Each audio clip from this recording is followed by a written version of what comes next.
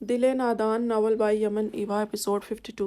क्यों ले गई थी आप मुझे यही तमाशा बनवाने? हानिया की चिंगारती आवाज़ पर घर में दाखिल होते सब चौंक गए। क्या मतलब हानि का, ये कैसे बात कर रही हो? शायना बेगम ने इसके बदतमीज़ लहजे पर घूर कर इसे देखा, जिसका तनफ़ुस फूल रहा था। यही मतलब है, कहा था ना मुझे नहीं जाना, फिर भी आप लोग ज़बरदस्ती मुझे ले गई। वहाँ सब मेरा मजाक उड़ा रहे थे। बात करते हुए इसकी आवाज़ भीग गई थी। वो लोग अपनी पुप्पो की बेटी की शादी में गए थे। हानिया जाना नहीं चाहती थी, मगर शाइना बेगम और दाराम के समझाने पर वहाँ चली गई कि शायद थोड़ा दिल बहल जाए। मगर वहाँ सबके तलाक पर तफसीली सवालात ने हानिया का मिजाज अच्छा खासा ख़राब कर दिया था।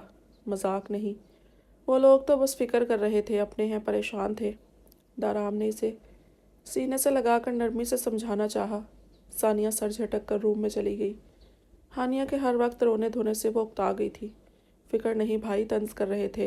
पुप्पो ने इतना भी कह दिया, आजकल की लड़कियां मर्जी करने के चक्कर में कैसे कैसे लोगों के हाथों जलील होती हैं। मेरा कसूर था, मेरी चॉइस थी, ओके, मगर मैंने बहुत कोशिश की थी घर बचाने की। मार भी खाई, जिल्लत भी झेली, मगर तलाक मिल जाने के बाद कैसे रहती वहाँ।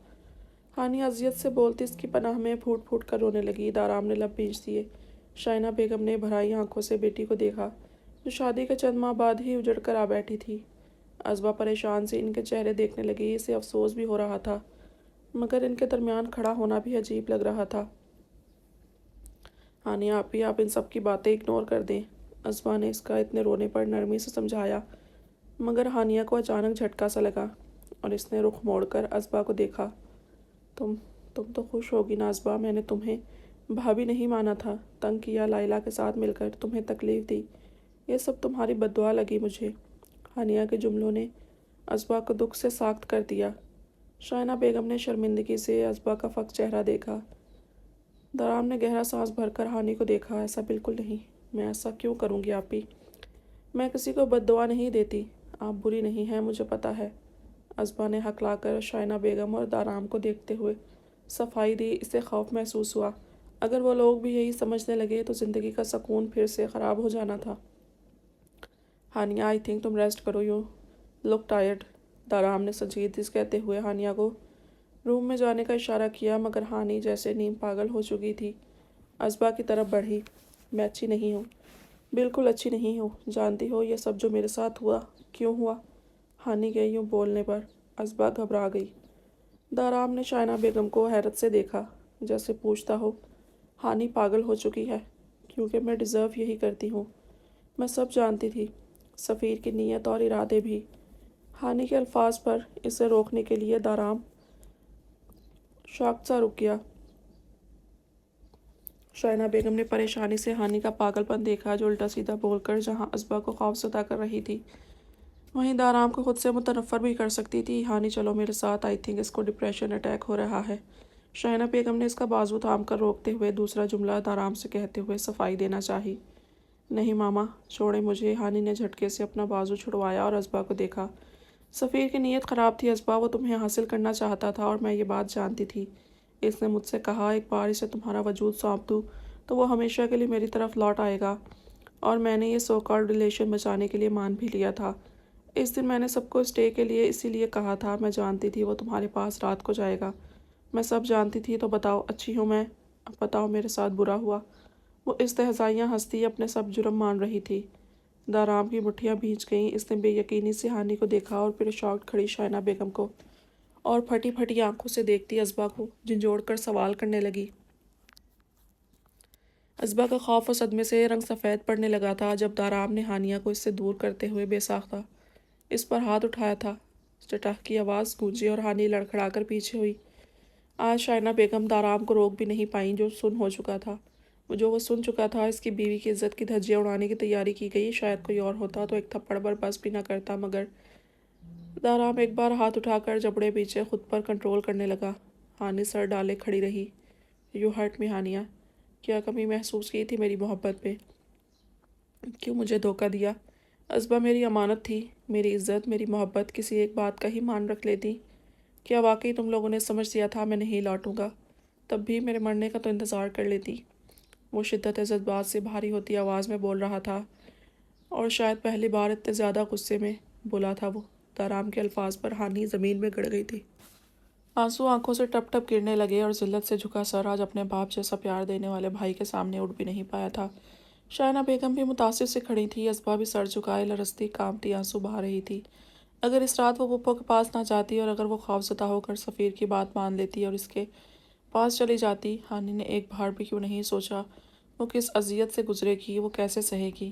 اس نے بچانے کی کوشش ہی نہیں کی۔ ازبا کے لیے اپنے پیروں پر کھڑا ہونا مشکل ہو گیا تھا۔ یہ وقت جو گزر چکا تھا اپنے اندر اتنا بڑا طوفان چھپائے گزرا تھا اور یہ آگاہی اسے اندر سے خوفزدہ کر گئی تھی۔ I'm sorry beta, I'm sorry دارام، Hania نے بہت غلط کیا، مگر شکر ہے اللہ کا وہ سلامت رہی اور محفوظ بھی، کیونکہ اس رات وہ میرے پاس آ گئی تھی۔ شائنہ بیگم نے دارام کو حقیقت سے آگاہ کیا تاکہ وہ مطمئن ہو سکے اور غلط سوچ کر اذیت نہ اٹھائے۔ اور اگر نہ بچتی، وہ آپ کے پاس نہ جاتی تو۔ وہ پوری شدت سے دھاڑا کے سب اپنی جگہ سہم کر رہ گئے، اپنے روم میں سونے کی کوشش کرتی۔ ثانی بھی پریشان سی باہر نکلی اور وہاں پہنچ گئی۔ سب اپنی جگہ ساکت سے کھڑے تھے، ہانی کا جھکا سر، پریشان صورت شائنہ بیگم، لرزتی ہوئی ازبا اور نہایت غیظ و غضب بھرے تاثرات والا دارام۔ ثانیہ بھی ٹھٹک گئی۔ بتائیے، نہ بچتی تو؟ کیا ہانی نے اس کی حفاظت کی؟ کیا آپ جانتی تھی اس رات وہ آپ کے پاس سونے کیوں گئی؟ وہ تپتے لہجے میں سوال کر رہا تھا اور ان کے پاس جواب نہ تھے۔ تبھی سر جھکا لیے دارام نے لب پیش دیے۔ وہ جھٹکے سے پلٹ کر اپنے کمرے میں چلا گیا۔ اگر مزید چند پل بھی ٹھہرتا تو شاید سب رشتے لحاظ بھول جاتا۔ ہانی بل کھا کر زمین پر گری۔ شائنہ بیگم اور ثانی بھاگ کر اسے پکارا اور اسے اٹھانے کی کوشش کی۔ چند پل کے لیے تو ازبا بھی گھبرا گئی اور آگے بڑھی، مگر پپو نے وہیں روک لیا اسے۔ بیٹا تم جاؤ روم میں پلیز، تم خود اس وقت اپسیٹ ہو، پپو نے نرمی سے کہتے ہوئے ثانی کی مدد سے ہانیہ کو اٹھایا اور صوفے پر لٹایا۔ ازبا نے ریماپ کو کال کر کے بلایا۔ اس وقت دارام جس توڑ پھوڑ کا شکار تھا، اسے مزید تنگ کرنا صحیح بھی نہیں تھا۔ شائنہ بیگم نے بے ساختہ ازبا کو دیکھا، جو خود بھی اس وقت ہانیہ کے اعتراف سے اچھی خاصی جھٹکے کی زد میں تھی، مگر پھر بھی شاید آخری احسان کرنا نہیں بھولی تھی۔ ازبا نے انہیں ریماپ کے آنے کا بتا کر پریشانی سے بے ہوش پڑی ہانی کو دیکھنے لگی۔ وہ جانتی تھی دارام ابھی غصہ ہے، مگر وہ جلد ہانی کو معاف کر دے گا۔ وہ شاید یہاں موجود بھی دارام کی وجہ سے تھی۔ دارام کو ہانی کی حالت کا پتہ چلتا تو ضرور گلٹی ہوتا اپنی بے خبری پر، تو تب وہ اسے کہہ سکتی کہ وہ دارام کی جگہ موجود تھی۔ دارام کی محبت اور کیئر کا صلہ تو دینا تھا۔ کیا ہانی ٹھیک ہے اب؟ اجوا نے رات کو دیر سے پہنچنے پر نیند میں ڈوبتی آنکھیں پٹ سے کھول کر اس سے پوچھا۔ ہاں، ڈپریشن اٹیک تھا اور اس کی مینٹل ہیلتھ بہت خراب ہوتی جا رہی ہے۔ لوگوں کے دیکھنے یا خیریت پوچھنے پر بھی وہ اب لڑنے جھگڑنے لگتی ہے۔ کسی دوسرے کا ذکر ہونے لگے تو اسے لگتا ہے اسے ٹانٹ کیا جا رہا ہے، اور اگر ایسا چلتا رہا تو وہ خدا نہ کرے پاگل بھی ہو سکتی ہے۔ ریماب نے جیکٹ اتار کر پھینکی اور بستر پر دراز ہوا۔ ڈائیورس کا بہت اثر لے لیا۔ اجوا نے اس کی حالت پر پریشانی کا اظہار کیا۔ وہ شاید سنبھل جائے۔ Actually she was too much involve with her x, اور پپو بتا رہی تھی کہ اس کا ایکس ہسبینڈ سفیر اب اس سے معافی مانگنے کے لیے مسلسل کانٹیکٹ کرنے کی کوشش کر رہا ہے۔ ایک دو بار گھر بھی آیا۔ وہ اسے معاف بھی نہیں کرنا چاہتی اور بھول بھی نہیں پا رہی۔ ریلیشن تو آلریڈی وہ انسان ختم کر چکا ہے، ریماب نے گہرا سانس بھر کر بتایا اور ٹھنڈے ہاتھ اجوا کی گالوں پر رکھے۔ اس کی کنڈیشن مزید خراب ہوئی تو؟ اجوا نے ناک چڑھا کر اس کے ٹھنڈے ہاتھ جھٹکے، مگر ذہن ابھی بھی ہانی پر اٹکا تھا۔ اسے اب بھی علاج کی ضرورت ہے اور تم شرم کر لو تھوڑی اجوا، ہاتھ ہی تو لگایا ہے، یوں دھکا کیوں دے رہی ہو مجھے؟ اس نے بتاتے ہوئے گھور کر شرم دلائی، کیونکہ آپ کے ہاتھ ٹھنڈے ہیں اور آپ کو زیادہ ہی پھیل کر قریب آ رہے تھے۔ پتہ ہے نا کیسی کنڈیشن ہے میری، اگر مجھے ٹھنڈ لگ گئی تو؟ اجوا نے بھی الٹا اسی کو گھورتے ہوئے اسے دور جھٹکنے کی وجہ بتائی۔ یہ کل ہی آئس کریم کی ضد کر رہی تھی تم، تب کیوں نہیں اس کنڈیشن اور ٹھنڈ کا خیال آیا؟ ریماب نے ماتھے پر بل ڈال کر اس کے دوغلے پن پر روشنی ڈالتے یاد دلایا۔ ہاں تو آپ نے کھلائی آئس کریم نہیں نا، اور یہی کہہ کر مجھے بٹھا دیا کہ مجھے ٹھنڈ لگنے کا خطرہ ہے۔ اجوا نے سکون سے کہتے ہوئے کروٹ بدلتے سیدھے ہو کر سوتے ہوئے اسے جتایا تو وہ حیران رہ گیا۔ تو تم کل والی بات کا بدلہ لے رہی ہو؟ ٹھنڈے ہاتھ لگانے اور آئس کریم کھانے میں بہت بڑا فرق ہے گھنی لڑکی، حد ہے، بدلہ لینے کا کوئی موقع جانے نہیں دیتی ہو تم۔ ریماب نے پھر سے کھسک کر قریب ہوتے اس چالاک و باسی کو دیکھا جو صرف اس سے بدلہ لینے کے بہانے ڈھونڈتی تھی۔ اپنی اپنی سوچ کی بات ہے، آپ کو آئس کریم صحت کے لیے غلط لگتی ہے، مجھے میرا مطلب ہے ٹھنڈے ہاتھ۔ اجوا نے سچ اگلتے اگلتے زبان روک کر بات بدلی۔ یہ بھی اچھا ہے بھائی، پہلے تعویذ کر کے حاصل کر لو پھر بے قدری کرو۔ امام نے خفگی جتاتے سے اس کا کارنامہ یاد دلایا۔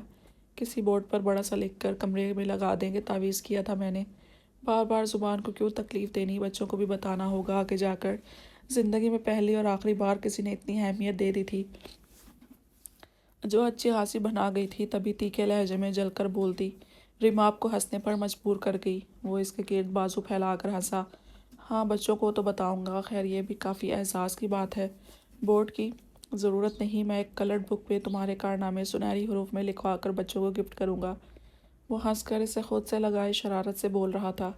اجوا نے اپنی کم عقلی اور نادانیوں کو نئے سرے سے لان تان کی۔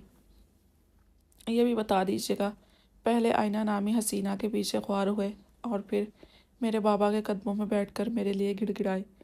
بچوں کو بھی تو پتہ چلے ان کا باپ کتنا عاشق مزاج مجنوں تھا۔ اجوا نے بھی طاق کر نشانہ لگایا کہ وہ بلبلا اٹھا۔ بکواس، آئینہ بس بھول تھی اور میں کسی کے قدموں میں بیٹھ کر نہیں گڑ گڑایا۔ اپنے دل کے سکون کے لیے خود ساختہ کہانیاں بنائے پھرتی ہو۔ وہ ہمیشہ کی طرح نہایت صفائی سے مکر گیا، مگر اجوا کی جتاتی نظریں وہ ماننے والی کہاں تھی۔ سو جاؤ، اب کل ہاسپٹل جانا ہے، دماغ خالی مت کرو میرا۔ وہ جلا بھنا کر بلینکٹ اوڑھ کر سوتا۔ کتنی ہی دیر بڑبڑاتا رہا۔ اجوا مزے لیتی ہنس کر اسی کے سینے پر سر رکھے سو گئی۔ وہ ریماب کے چلے جانے پر کمرے میں آئی۔ سلیپنگ ایریا میں دارام بالکل اندھیرا کیے سو رہا تھا۔ اس نے ڈریسنگ روم میں جا کر نائٹ ڈریس پہنا اور لائٹ جولری میک اپ ہر چیز سے آزاد ہوتی ہلکی پھلکی ہو کر روم میں آئی اور بیڈ پر بیٹھ کر دارام کو دیکھنے کی کوشش کی جو بے حس و حرکت پڑا تھا۔ وہ گلاسز اتار کر سائڈ ٹیبل پر رکھتی لیٹ گئی، غذائی خود پر ڈالے کروٹ بدل کر دارام کی طرف پشت کی۔ ابھی وہ آنکھیں بند کر پائی تھی کہ پیچھے سے دارام نے اسے اپنی نرم کرم ساڑ میں لے لیا تو وہ چونکی۔ اس کے گرد بازو باندھے، اس کی پشت اپنے سینے سے لگائے وہ خاموش پڑا تھا۔ دارام میں اجوا نے کچھ کہنا چاہا مگر اس نے اپنا ہاتھ اس کے منہ پر رکھ کر چپ کروا دیا۔ اجوا پھیلی آنکھیں لیے چپ ہو گئی۔ شاید وہ بھی بات نہیں کرنا چاہتا تھا۔ کچھ مت بولو اجوا، مجھے سب تکلیف دے رہے ہیں۔ وہ مزید اسے خود میں سمیٹتا اس کے سر پر اپنے گال ٹکا کر بولا، میں نے بہت پیار دیا انہیں، بھائی نہیں باپ بننے کی کوشش کی، پھر ان کے دل میں ابھی تک میری عزت اور محبت کیوں نہیں؟ وہ بولا تو اجوا کو لگا اس کی آواز بھیگ رہی ہے۔ اجوا کو اس کی تکلیف دل میں محسوس ہونے لگی تھی۔ اس کے بازو پر اپنا ہاتھ رکھ کر وہ ہولے سے تھپ تھپانے لگی۔ دارام میں ہوں نا آپ کے پاس، سو نرمی سے بولتی، اسے اپنے پن کا احساس دلانے لگی۔ جانتی تھی ابھی کوئی بھی ہانی کی صفائی یا کنڈیشن بتانے کا فائدہ نہیں۔ اجوا کی اپنائیت اور نرم لمس پر اس کے سرد دل کو گرمائش تھی۔ ملنے پر وہ پگھلا۔ اجوا تھینکس میری لائف میں آنے کے لیے۔ میرے لیے وہ فیلنگز بہت پریشیس ہیں جب تم نے اپنی مشکل میں مجھے اس قابل سمجھا۔ چاہے اجوا کا مشورہ تھا یا کسی کا بھی، تم نے نکاح جیسے مضبوط رشتے کے لیے مجھے پکارا۔ تھینکس فار دس ٹرسٹ مائی لو، دھیمے گمبھیر لہجے میں بولتا۔ اجوا کو اتنا اچھا لگ رہا تھا کہ اس کا جی چاہا بس زندگی ایسے ہی اس پناہ میں اس کی نرم آواز اور پیارے لفظ سنتے گزار دے۔ دارام نے جھک کر اس کی کن پٹی پر لب رکھے تو وہ سمٹ گئی۔ چہرہ شرم سے تپ اٹھا مگر یہ طے تھا وہ جب بھی بکھرا اجوا کا وجود اور لمس اسے سمیٹ لے گا۔ وہ اپنے بے چین دل میں اترتی نہ محسوس سی ٹھنڈک پرسکون سے آنکھیں موند کر سو گیا۔ اسے اجوا سے بڑھ کر کوئی چاہ بھی نہ تھی، وہ اس کا سکون تھی اور اس کے پاس تھی۔